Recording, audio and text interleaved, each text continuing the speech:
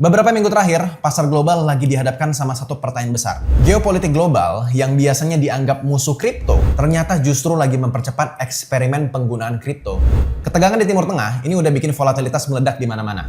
Kalau shock energi ini bertahan lama, Bank Sentral, Selat Hormuz ini tetap jadi salah satu choke point energi paling sensitif di dunia. Kripto mulai berfungsi sebagai alat pembayaran lintas batas di wilayah-wilayah. Beberapa laporan itu nunjukin bahwa pembayaran lintas kapal di kawasan Hormuz itu mulai pakai Bitcoin. Seberapa besar dampak konflik ini ke jalur perdagangan global? Di video ini, gue bakal bedah semuanya dari Selat Hormuz, dampaknya ke Indonesia, sampai kenapa institusi-institusi yang besar justru makin agresif masuk ke kripto di tengah kekacauan semua ini.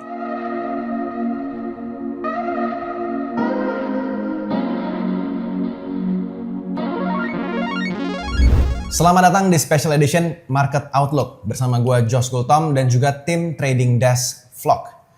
Beberapa minggu terakhir, pasar global lagi dihadapkan sama satu pertanyaan besar.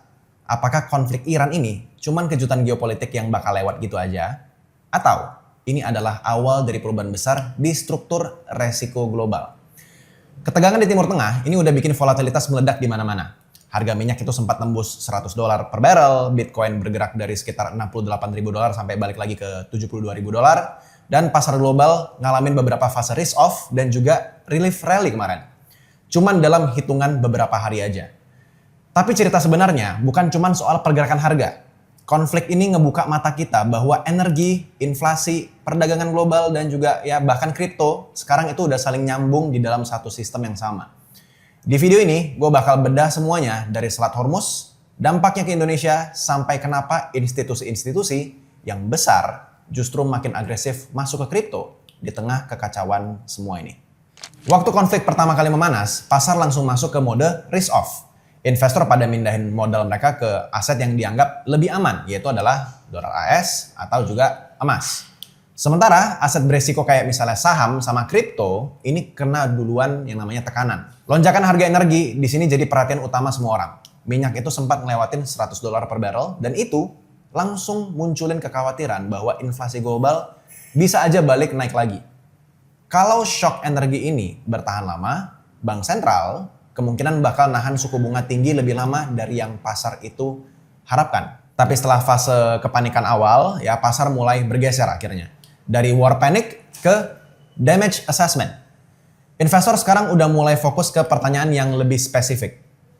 Seberapa besar dampak konflik ini ke jalur perdagangan global, biaya logistik, dan juga pertumbuhan ekonomi dunia secara keseluruhan? Sekitar sepertiga dari seluruh perdagangan minyak global itu lewat Selat Hormuz setiap harinya. Bagi teman-teman yang nggak tahu, Selat Hormuz itu sendiri adalah jalur laut sempit yang ada di antara Iran dan Oman. Dan ini adalah satu-satunya jalur keluar buat minyak dari negara-negara teluk. Kayak misalnya Arab Saudi, Kuwait, sama Irak sebelum sampai ke pasar dunia. Artinya, setiap ada potensi gangguan di jalur ini, harga minyak itu langsung bereaksi. Waktu ancaman terhadap Hormuz mulai muncul, efeknya itu langsung kerasa di mana harga minyak itu naik, volatilitas pasar meningkat, dan sentimen investor langsung berubah jadi sangat-sangat defensif. Emang sempat terjadi gencatan senjata selama 2 minggu yang bantu redam kepanikan ini. Harga minyak turun lagi ke bawah $100 per barrel. Selat Hormuz ini tetap jadi salah satu choke point energi paling sensitif di dunia.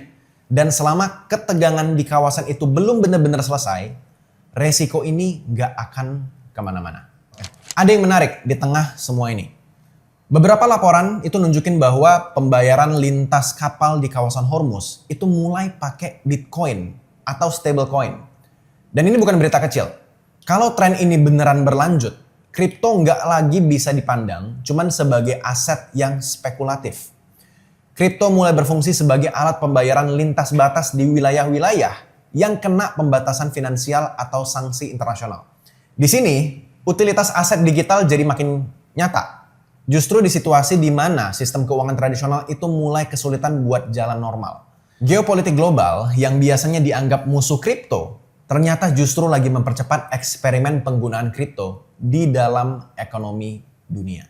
Di tengah semua ketegangan ini, institusi-institusi besar malah makin agresif ngebangun infrastruktur kripto.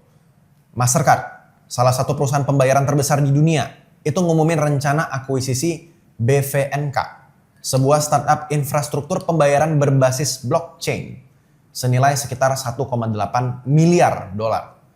Tujuannya buat nguatin konektivitas antara sistem pembayaran fiat yang biasa dan juga blockchain. Kita belum lagi ngomongin Charles Schwab, salah satu broker investasi terbesar di Amerika Serikat yang udah negasin rencana mereka buat nyediain spot crypto trading di tahun 2026, di tahun ini. Ini sinyal yang kuat banget. Kripto lagi bergerak dari aset pinggiran menuju bagian dari infrastruktur keuangan global yang sesungguhnya sekarang.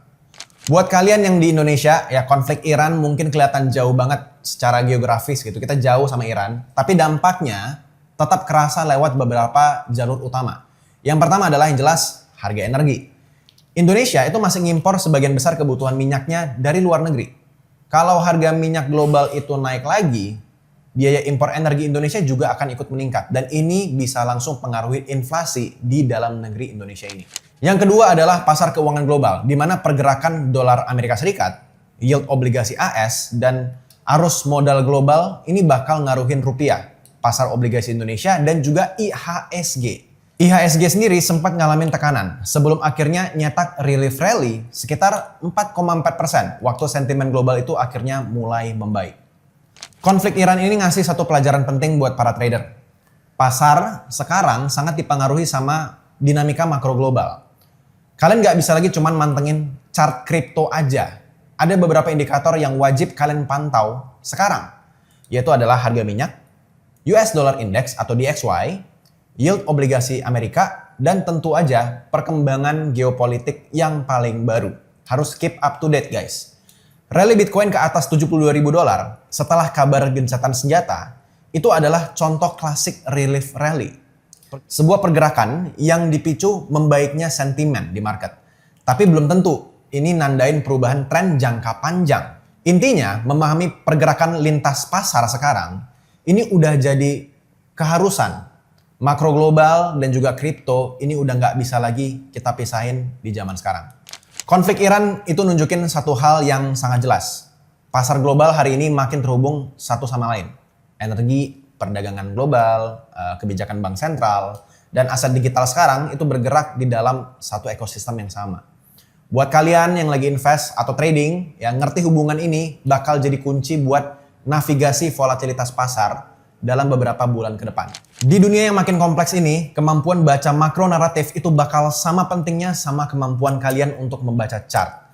Jadi selamat trading, selamat berinvestasi. Gua Josh Kultom dan juga tim Trading Desk Vlog LFG. Kita ketemu lagi di video Market Outlook berikutnya. Gabung sekarang dan mulai investasi. Download aplikasi Vlog di App Store dan Google Play Store.